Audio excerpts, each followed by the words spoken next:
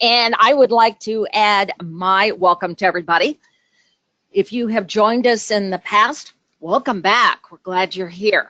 And if this is the first time that you've joined us for one of our webinars, we hope to see you again in the future in doing this. As Nita mentioned, we're going to talk about overcoming 3 major challenges when managing a mentor program. And the 3 major challenges we're going to look at is getting executive buy-in, recruiting mentors, and what happens when you've got a lack of commitment from the mentor and the mentee, or both. And so at this point in time, Nita, will you take us through our first poll? Yes, thank you, Judy. Do you currently have a mentoring program in place? Yes, we already have a program in place. Yes, but we're still working on getting it started. And no, but we are considering implementing one.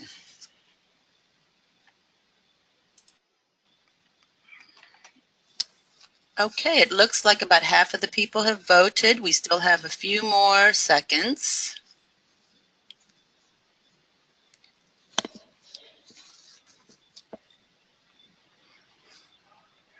Okay, the polls are now closed. And Judy, it's about half and half for yes, we already have a program in place, and the other 50% is no, but we're considering implementing one. All right, thank you, Nita. You know, and for those of you that already have a program in place, we hope we're going to give you some information that might make your program even better. And for those of you that are considering implementing one, then we hope that we can give you some information and get you started out right in what you're going to be doing. So again, those 3 major challenges that we talk about and we're going to be looking at are executive buy-in, recruiting mentors, and that lack of commitment, either from the mentor, the mentee, or both. Now, we know there's a lot of challenges in a program, but we have found over our many, many years of experience in this that most of them kind of fall in one of these 3 categories. But we're going to encourage you that if you think of any others, we want you to put them in the chat box. And then at the end, Nita is going to kind of bring those up as, you know, kind of looking at questions. And we're going to discuss some of those at the end. So we encourage you to do that as you go forward. So let's kind of take that first one, executive buy-in. You know, unfortunately, you've got to have this, that first step to success for any project you ever put forward, and especially for a mentoring program. You need to get that executive buy-in. And the first thing that we suggest you do is think about this, you know, as a very important strategy for the organization. You know, many proponents of mentoring struggle during this very first step because sometimes company leaders are often skeptical about the need for a mentoring program and, you know, exactly how it's going to benefit the organization and do that. So why do you need buy-in? Well, we just talked about a couple of things, but one of the most important is getting that sign-off and approval for the allocation of resources. Now, those resources, you know, they could be dollars in doing that, but the point is we also are talking about individuals in doing that. You know, you're still going to have, even if you've got some resources, you're still going to have some sign-off for how those resources are allocated. Your administrators, or for training, or if you're going to have a technology tool, you've just got to have that in doing that, and especially then for the funding. You know, you're going to have that backing if you've got to get some funding to do this. You know, many times individuals who launch a program just don't realize what a well-tailored program might cost. So, you know, you've just got to have that.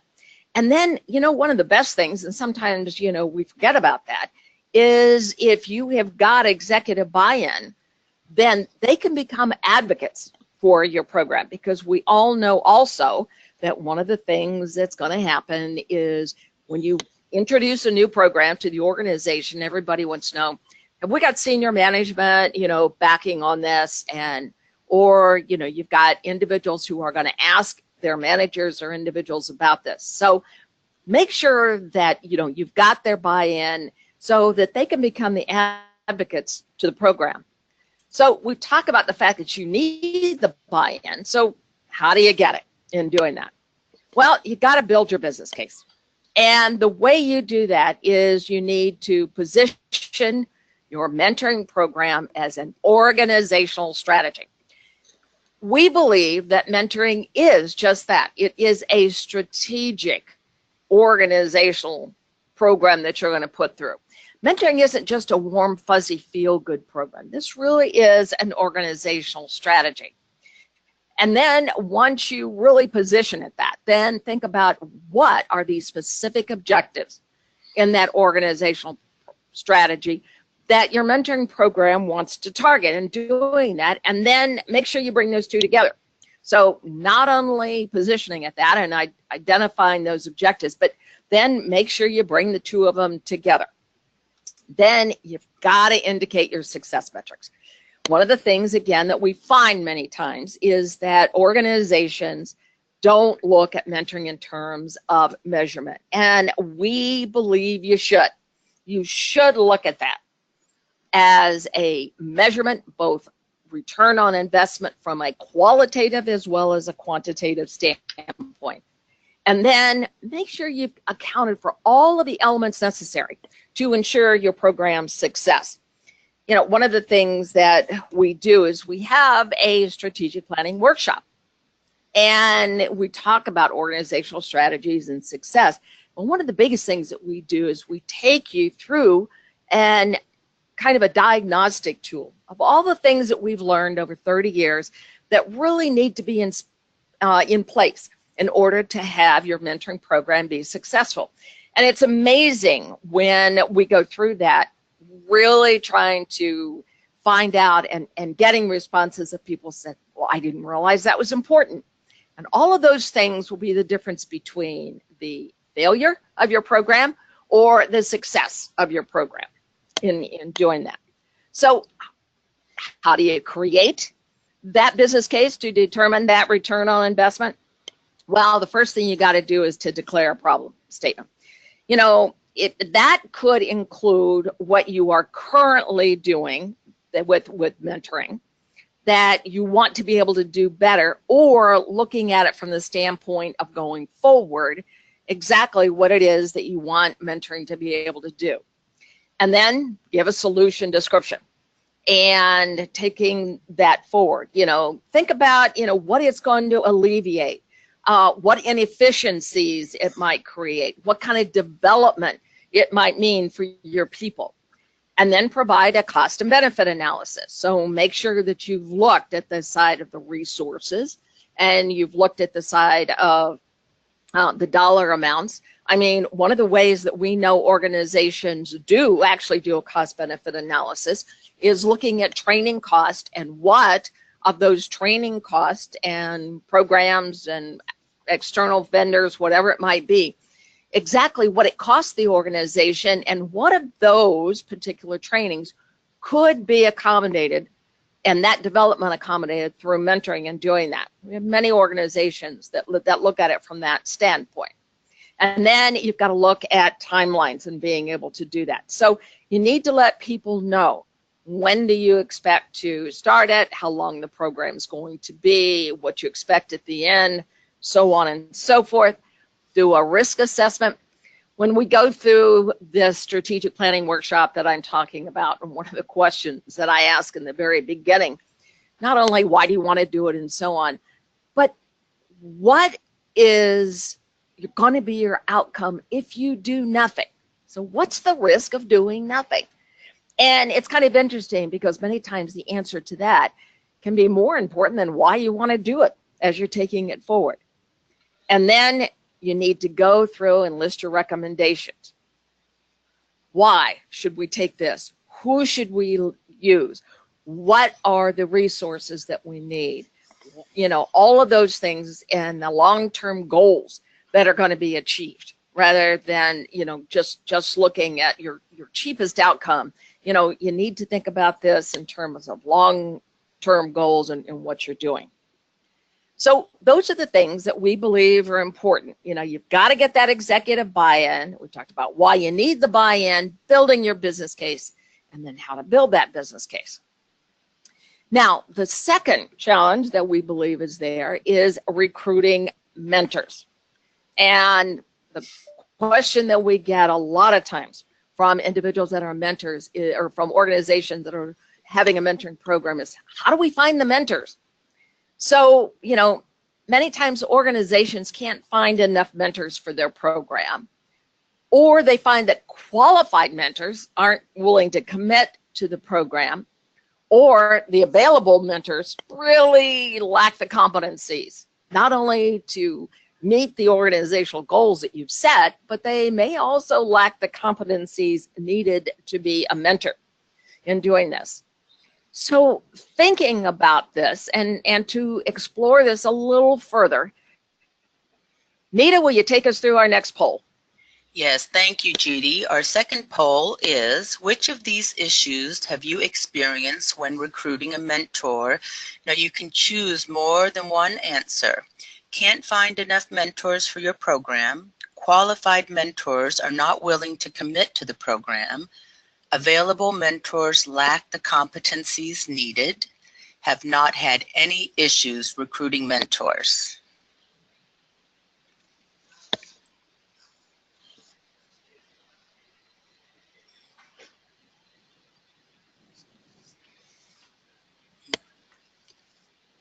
Okay, thank you for your participation in voting. It looks like we are almost there. Just a couple of more seconds. Okay, everyone has voted, and the results are, Judy, that 53% can't find enough mentors for their program, and a tie, 53%, qualified mentors are not willing to commit to the program. Very close behind that, 40%, available mentors lack the competencies needed, and only 13% have not had any issues recruiting mentors. Well, the first thing I want to do is congratulate that 13% that hasn't had any problems, and I think that's absolutely great, unless you haven't had any issues because you don't have a program and doing that. But I will say, looking at those first two bullet points, can't find enough mentors, qualified mentors not willing to commit, or available mentors, lacking. I'm telling you, we go through this all the time, and this is one of the reasons that we, really working with organizations to help them with that. So let's talk about this. Let's talk about recruiting the right mentors. And I think it's important that we use this, the right qualified mentors. If you're going to do this and do it right, there's a few questions that you should ask yourself about this. And the first one is, have you made your mentoring program part of your organization's culture? I mean, do people really know that this is important as you're moving forward? And are you, really looking at adequate communication in what you're doing, making sure that you're moving forward and taking this. And then, are you leveraging all of your available marketing channels to reach potential mentors? One of the things that we find is that many times individuals feel that, okay, if I'm sending out an email and it's a communication to everybody, they're going to know what this is and I've gotten the word out. And we're saying, no, that's not marketing. That's maybe sending out an email to communicate, but it's not really marketing your mentoring program and what you're doing. You need to think about other channels in marketing your program. I mean, do you have a career portal within the organization? Make sure that it's there, that people understand that. One of the very areas that most organizations forget about is make sure your managers really understand all the benefits and everything that's important about the mentoring program. The reason that is an absolute marketing channel is the fact that many employees will go to their manager first to ask about a mentoring program. Have you heard about this program? Do you think it'd be a good thing for me to do? What can you tell me about it? So make sure that you've thought about arming your managers with all the information that's necessary. And then you might think about giving a webinar so that people that have questions can actually do that. You know, one of the things that we talk about is the good news about mentoring is it's thousands of years old. The bad news about mentoring is it's thousands of years old. And the reason we say that is because there are so many different perceptions regarding what a mentor is, what a mentee is, and what mentoring is. And so one of the first things you want to do is to be able to communicate those things. And having a webinar where people can actually ask questions, do those kind of things are very important. You know, you might have some kind of an organizational event that is in your cafeteria, your lobby, whatever it is, you know, providing information about the mentoring program. It's a great way to make sure you're getting mentors. And then, you know, market it to your, you know, in a newsletter or whatever that might be that you're going to be doing and taking it forward. So again, don't just assume that just because you send out an email that you've communicated to everybody, and that all those marketing ways and communication ways can be great in being able to recruit the right mentors. Now, we also want to talk about using effective communication to recruit the mentors. You know, talk about the fact that this is tied to an organizational objective, and make sure that everybody understands that, and especially that mentors understand that, because one of the things that can happen is if they think it's just a warm, fuzzy, feel-good program, they might say, well, yeah, but I've got so many other things I need to do. So, you know, they might not take the time to, you know, sign up in doing that. Make sure they understand the benefits in doing that. And again, explain the competencies that are valued by your organization that define a qualified, and let me emphasize, a qualified mentor. And then explain what it takes to be a good mentor.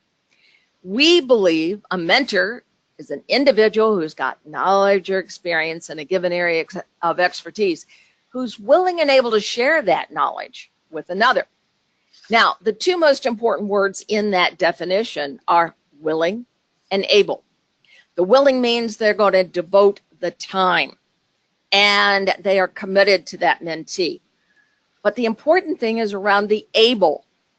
The able means they actually have the skills to be a good mentor. Not only that, but they have the skills that are needed by the organization to mentor others in what they're doing. So again, very important to talk about that.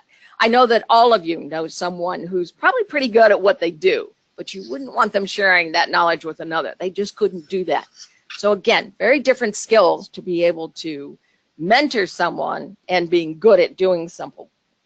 And then make sure that everybody understands the expectations. And one of the things that we have found that is the biggest problem around finding and recruiting mentors is getting them to understand the time commitment. Because again, one of those horrible, you know, historical misperceptions is that someone comes along and they're thinking, geez, you know, this is going to be, you know, take all my time in a month. You know, it's hours and hours in a month. And once I decide to be a mentor to this person, it's a lifetime commitment. I'm saying, no, that's not true in what you're doing. You need to let them know that, you know, we're only asking for a couple hours a month. And, you know, this is only going to be for a period of, you know, 8 months, 10 months, a year, whatever it is. But let them know. Well, once you put it in that kind of context, then the mentor begins, or potential mentors begin to think, oh, well, I can do that. And so, you know, make sure they totally understand and be transparent about those expectations, and then sell it. Again, make sure you've marketed it well.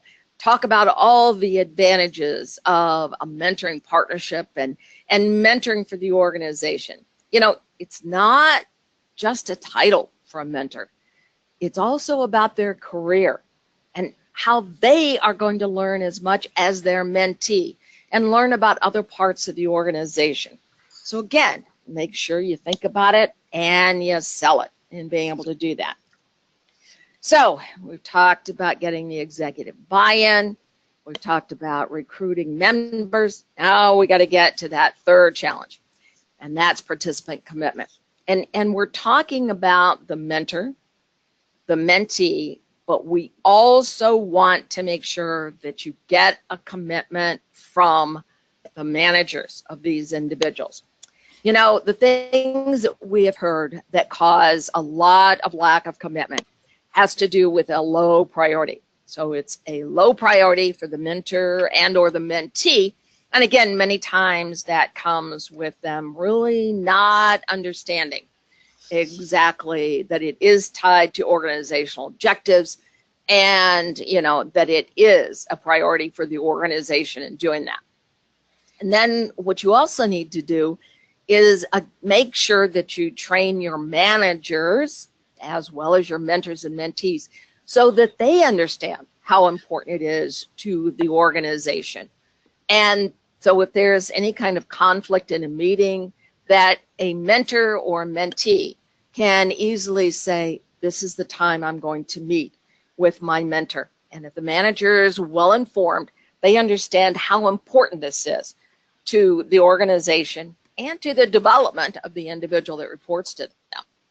And then if there's unrealistic expectations, you know, if individuals are trying to take on the world in this partnership and there's some unrealistic expectations, or the mentor has unrealistic expectations of the mentee or vice versa, this can cause a lack of commitment.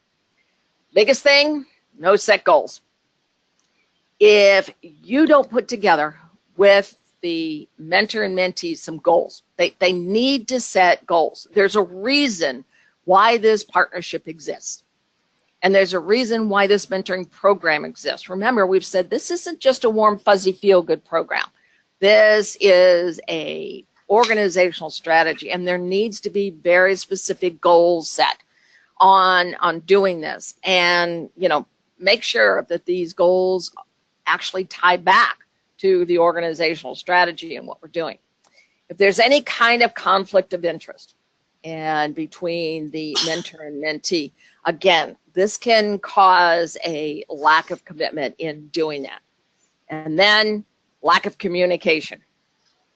And again, not just between the mentor and the mentee, but there needs to be somebody, such as a program administrator, that can help the mentor and mentee if they come into a problem. And the administrator needs to be able to help the mentors and mentees in anything that may come up. So it needs to be the program administrator needs to communicate on a regular basis to this. Managers need to communicate their support in doing this. And so these are the things that we have found that many times cause a lack of commitment. So now we'd like to find out, you know, what do you think is the biggest cause for the lack of commitment? Nita, will you take us through our next poll? Yes, thank you, Judy. This is our last poll, and it will be really interesting to see what do you think is the biggest cause for lack of commitment? Low priority, unrealistic expectations, no set goals, conflicts of interest, or lack of communication.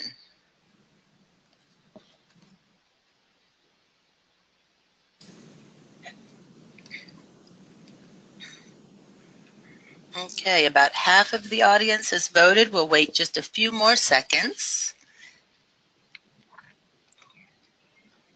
Okay, the polls are now closed. Let's see the results, Judy. Oh, a big lead, 50% is low priority, followed with 19% no set goals, and then we have a tie at unrealistic expectations and lack of communication at 13%, and then only 6% conflicts of interest. But it looks like low priority is 50%. Yes, and we understand that, and we find it that it's there. And quite honestly, if it's lack of communication and no set goals and unrealistic, it probably is going to lead to low priority anyway. But one of the biggest reasons that we find that it's a low priority for the mentor, the mentee, the manager, everybody else, is that people do not understand that from that executive buy-in that, again, this is an organizational strategy. And that's, again, one of those big reasons you've got to have that executive buy-in. So, but when people really truly understand that this is an organizational strategy, and they understand that there are measurements, you're taking this seriously enough that there are measurements that are in place, then that is exactly one of the biggest reasons that it becomes a low priority. So what you've got to do is you've got to position it differently. But again, not surprised that this is one of the things that we find. So at this point in time, we're going to take you into real world experience in what we're doing. And Stephen, it's my understanding that you presently are in a mentoring partnership. So what we'd like you to do is to tell us about it and what's going on in that partnership. So can you tell us about this, Stephen? Hi, Judy. Yes, absolutely. So around this time last year, I wanted to work on my public speaking skills. So I didn't think a training course would be a good fit. So what I decided to do was join Toastmasters. And I thought what would be a good idea is to find a mentor that is also an expert in public speaking that can support me through that journey. So I found a mentor, and he had experience as a mentor. He had a few other mentees, and he's been part of Toastmasters for quite some years.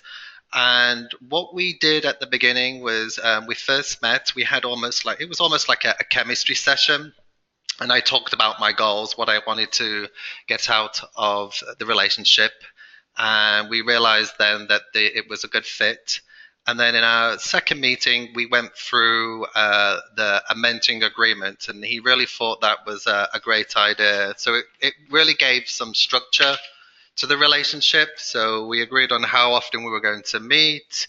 If someone had to cancel the meeting, what was the next steps and how to cancel.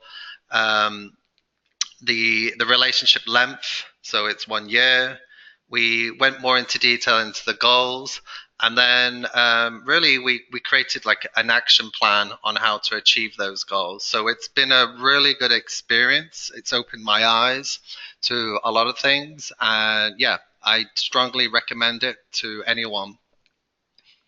Thank you. A couple things that are on the screen are things that we hear all the time, about, what works and some of the challenges, possible challenges that may come up. But there's a couple of questions I'd like to ask. And I don't think, how long have you been in this mentoring partnership, Stephen? It's been now for 6 months. So, okay. We're really into the middle of it. Why did you decide to go look for a mentor? It was, primarily for my public speaking skills and a training course. I don't think it doesn't really fit because it's more of a soft skill. So the mentor, I think every time I went to Toastmasters, I would explain about my experiences of giving presentations, and I thought having someone that's been there and has done it would really help. Yeah, I know you'd mentioned that you didn't think a training program would work, but I like the last statement that you made about the individual that could help you because they've been there and done that. So, they had some real world experience. And then you talked about the fact that you had a mentoring agreement from, you mentioned, that your mentor thought that was a really good idea in doing that. And why do you think it was invaluable from your standpoint also? Well, that's that real life, experience, getting that feedback. The information I received was, I think in a training course, you get so much information at one time, where these sessions, they were 1 hour long, and it's really along the journey of myself, improving my public speaking skills, sharing my experiences with Toastmasters really helped. So I think not having all that information in one-time session, but in pieces, and also if there was any other items I needed to discuss from a career standpoint, that he was there. We also hear from individuals there are some possible challenges that come up, and usually the most common one is conflict with work. Have you found that that's been a conflict or a challenge for you? It has recently. I think for the first few months it was fine. Some of the assignments that he gave me, I wasn't aware, like some reading materials, some books I had to read. And I have last week I had to reschedule one of my meetings just for my workload. So I would probably say it's a common issue where an individual, they start the relationship, they're not quite sure how much work is involved until they create that action plan. And then all of a sudden, if your workload increases, then yeah, it's a problem. So I'm not sure what you would recommend to that, Judy. Well, and again, this is pretty common that we get from everybody. And the thing that we kind of recommend when something like this comes up is go back to that agreement and that plan you put together. Sometimes it, like you said, you start out and it looks pretty good, and then the real world comes in. And so two things I'd suggest would be, one, to go back and relook at that plan. Maybe it was too aggressive, and revise the plan. Maybe it was fine, like you said, in the first months, but you may need to revise it a little bit in doing that. But we always suggest going back to the plan. And then the second thing that I suggest is, some of the things that cause conflict at work happen to be projects coming up, problems that come up, or so on. And, sometimes your mentor can help you, if you go back and say, here's the conflicts I'm having at work. Any suggestions? So how do those sound, Stephen? Oh, that's great. I'm actually meeting him tomorrow, so I will take that forward to him. But thank you. That's great. Right. I just recently met with an organization, and that was one of the issues that came up, that the mentor, some comments that came up from mentees saying that, they started off with a bang, and then, all of a sudden this project came up, and they weren't meeting with their mentor. And actually, it was the mentor that helped them, because, when they were talking with the mentor, and the mentor said, well, is there anything I can do to help you with XYZ? And the mentee was kind of surprised and said, well, that wasn't one of our original goals, so I guess I didn't think I could come to you. Where actually they got through a lot of conflicts they were going through just because the mentor was able to help the mentee with those conflicts in doing that. So anyway, Stephen, thank you for that real world situation. And it sounds like you really feel you were glad you did it and it was valuable. Absolutely. Yes, it's been great. Thank you. Very good. Thank you. Nothing like real world experiences in doing that. So let's think about, some tips, in looking at this. And one of the things that Stephen talked about was that mentoring agreement, that where you state the objectives of the relationship and define the expectations so that each of you know what's going on and doing that. And then determine, how often you're going to meet, how you're going to meet, where you're going to meet. I mean, even individuals that are across the globe from each other, setting up, different times when you can meet using a type of meeting software to do that. And then think about ways to communicate. It doesn't always have to be face-to-face. Sometimes it could be on the phone, or again, those type of things. So some tips to get, mentors and mentees to make the time. Again, you have got to position. Judy, yes. This is sorry. We're having a technical issue here. Could you reset your screen sharing? There's a technology issue with the polls. It's still showing. We can't get it off. Okay. 1 second. So, yeah. Does that help? That's it. We've got it. Thank you. Okay. Great. Okay. Those technology issues, they always come up. Okay. So, one of the ways to get the mentees to make time, and the mentors also for mentoring, is, again, it's got to be positioned as an organizational strategy. I think, practically through every one of the challenges that we've talked about, that's one of the main issues. People have got to understand how important this is to the organization believes in it. And then part of what you've got to do is to make the commitment clear. And again, you know, get rid of these historical misperceptions that somebody may have about, you know, this is going to take forever and a day, and I'm not going to be able to, you know, have time to do anything else. But let them know, no, we just need a couple hours a month, and, you know, for a period of 8, 10, or 12 months, and doing that. And then make sure that people understand the benefits. When we go through training with individuals, mentors, and mentees, and managers, we talk about it, and we really stress these benefits. And not because, you know, we're trying to talk anybody into anything, but we want people to understand that, you know, when it's been the end of a really long day, and, you know, in fact, it's been a really rough day, and, you know, you've got a meeting coming up with your mentor and mentee, don't cancel that meeting. That we want you to totally remember all of the reasons why you started in this partnership, why the partnership was important to you, why it was important to your partner, and why it was important to the organization. And then, of course, get that manager buy-in. You are not going to get the support, and you're not going to get, you know, all the understanding if you don't get the manager buy-in.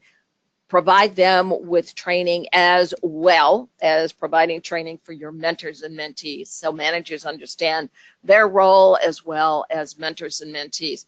We talk about providing training because don't assume, do not assume that everybody knows how to be a mentor or a mentee. We believe mentoring is a partnership that is driven. It's mentee driven. And many times when we go through and do training, the mentees will say, absolutely, I agree.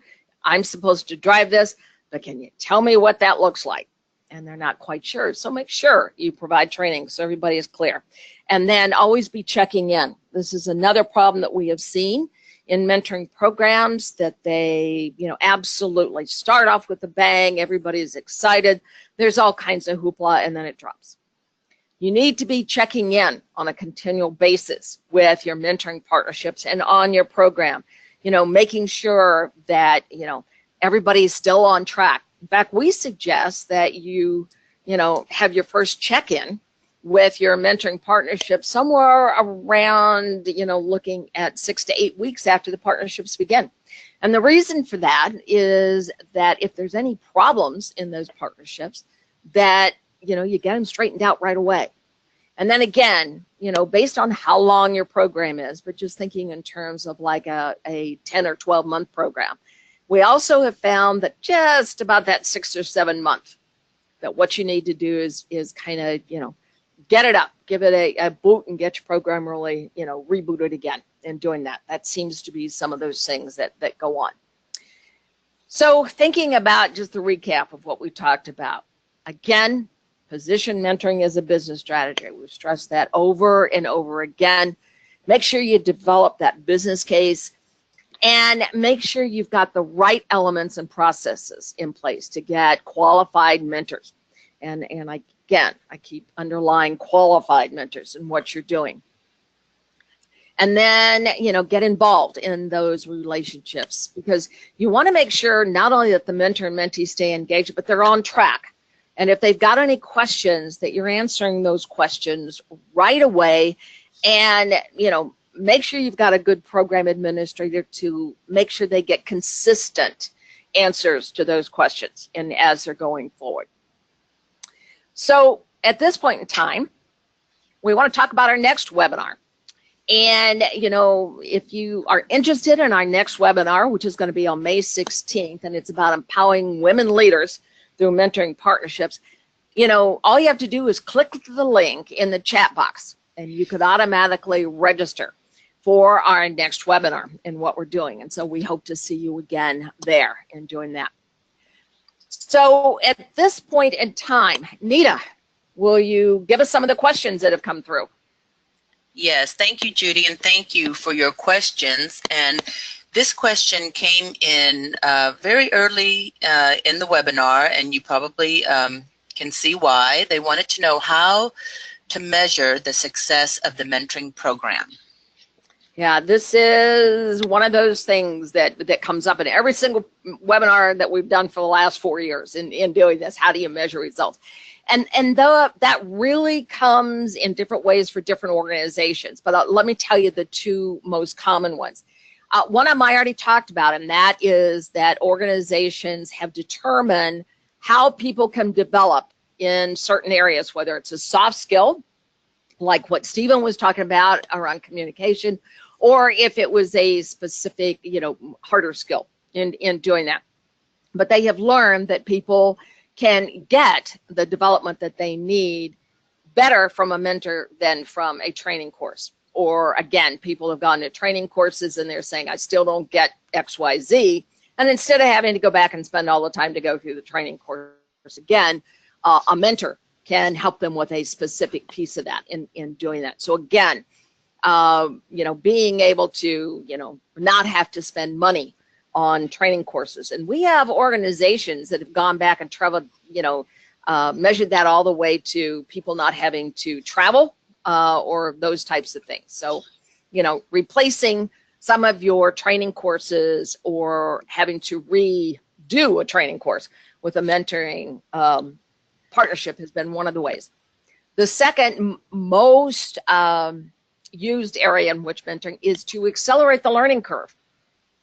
So, I know with one organization, they had a very specific job that individuals normally took that were new into that role, whether they were new to the organization or new, to within the organization, but new to that role. It took about 18 months for people to be totally up to speed on being able to do that. And we were able to reduce that by, putting them with a mentor, able to reduce that to 13 months. I mean, that 5 months is a big, big savings to the organization. We had another organization that combined mentoring with their training programs. People would go to a training program and then they'd have a mentor, and then they'd go to another section of training and then they'd have a mentor. The biggest thing on that is accelerated the learning much faster, because I can learn something in a training class, but at that point in time, it's kind of theory. But when you put me with a mentor, then all of a sudden I can understand exactly how that's implemented in real world situations. So there's a lot of ways that organizations have done that, but those are the two most common, Nita. Okay, thank you, Judy. And we have another great question, which speaks right to one of the challenges that you presented on participant commitment. How do you keep mentees and mentors engaged throughout the formal process? Okay. Biggest thing that I suggest you do is continue to use your marketing that you've done. It's not just emails, but it's your portals, it's your, keeping your managers updated, it's your newsletters, it's, continual. What you want to do is you want to keep it top of mind. And I know that, in doing that, you've got to make sure, we talked about that in the recap is, you've got to stay engaged in what you're doing. You've got to keep up with these partnerships. You can't just suddenly, kick off the program and then let it drop. You've got to continually have things there that check in with the partnerships. Just like I said, it can be a survey that you're doing. It can be interviews, all those types of things. But you want to, have continual check-ins. That's the biggest way, because if there's a lack of commitment somewhere, it's probably going to come up in those questions that you do. And for the first couple, if you even suspect there might be some problems, I suggest you do, kind of one-to-one interviews more than just sending out a survey and doing that. One of the other things that we do, and again, it goes back to some of that marketing, is that we offer to our clients to send out what we call email newsletters. They come out once a month. And that's one of the things that we offer to our clients, and being very short, only take up about one screen, maybe two scrolling, but very short. But the comments that we've heard from individuals is, again, it keeps it top of mind. So as one person said, yep, I got the newsletter today and realized, uh-oh, I didn't set a meeting with my mentee and doing that. So the biggest, make sure that you've got commitment ongoing is to do all those kind of marketing things that keep it top of mind. And secondly, make sure you do evaluations and you do check-ins. So those are the things I suggest the most, Nita. Okay, thank you, Judy. And how long do you think formal mentoring programs should be? There's a difference between how long the program should be and how long the partnership should be. And I can tell you it all goes back to identifying what your mentoring organizational objectives are. I mean, you know, if your organizational objectives are around leadership or any of those competencies, you're probably looking at somewhere around 10 months to a year. If you're looking at, you know, some different types of skills, you know, you might be looking at 6 months. And so it all goes back to those organizational objectives and what it is you want to be able to accomplish. And keep in mind also that you can have multiple mentoring programs running at one time. And now this is where we definitely suggest you've got some technology involved so you can be able to track each of these. But you could have one that would be around, you know, leadership development. You could have another one around diversity, and you could have another one around onboarding for new people coming in. And that onboarding one might only be for 6 months, and the one around career development could be a year, and the leadership, you know, could be, you know, between 10 and 12 months. So you could have multiple months. But I definitely don't think any mentoring program that's less than 6 months is going to give you what you need. You're just not going to get enough out of it. And quite honestly, anything over about 12 months, it starts to slow down anyway in doing that. But again, it's all got to go back to those organizational objectives in what you're doing. Okay, thank you, Judy. This is another question about the timing of the program in a different way. Someone asks, do you recommend a specific time frame or window during which colleagues can apply for a mentor, or better, to have an open approach to apply at any time during the year? Good question. You know, and again, that has to go back to your organizational objectives, and it also needs to go back to your resources in what you've got.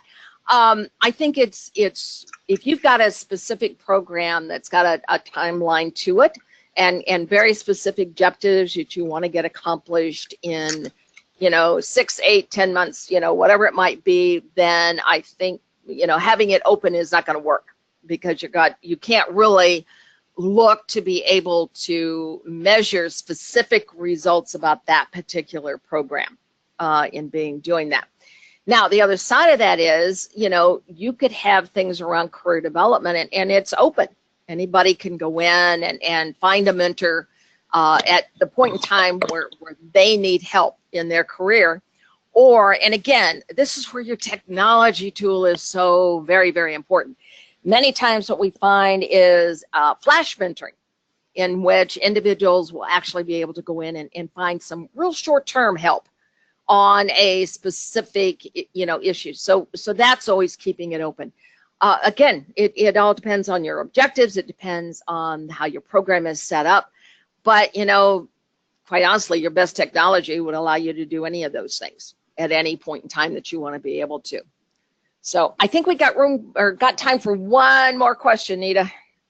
Okay, thank you, Judy. And this is a interesting one that we get because, you know, the mentee is going to the mentor for direction, but yet it's mentee driven. So they wanted to know, what are tips for getting mentees to understand and engage in the mentee driven approach?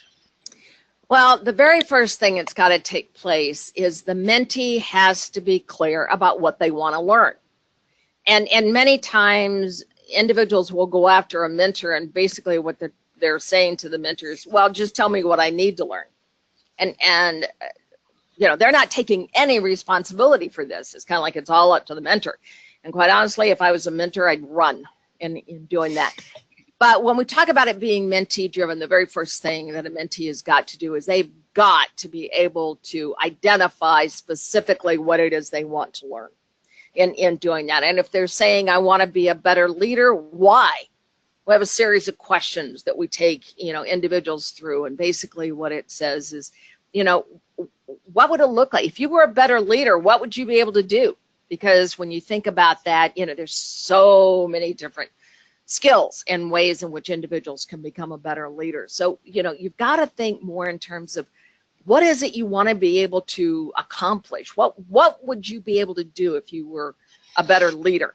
And then why do you want to do that? So again, it becomes important to get the mentee to focus on what it is that they want to accomplish. That also can make the difference in getting the right mentor, because if you're, real nebulous and you're not clear about what you want to learn, you're liable to get the wrong mentor, anyway. And then, you're asking the mentor. We believe the partnerships are mentee driven and mentor guided. So once you have identified as a mentee what it is you want to be able to accomplish, then your mentor can help guide you. So you are going to the mentor for some direction, and that direction they're giving should be guidance. It shouldn't be telling you what to do or what it is you want to learn. Mentee needs to start with that. Okay, thank you so much, Judy. And it looks like we're about out of time. Thank you to everyone for attending today's webinar. Just a reminder, we'll be sending everyone a link to the recording of this webinar, so be sure to look for that in your inbox. Also, if we're not able to get to your questions, or if you have any additional questions or comments, please feel free to contact us. And remember, in your chat box, you can register now for our next mentoring webinar, Empowering Women Leaders Through Mentoring Partnerships. Thank you for being here with us, and we hope you all have a great day.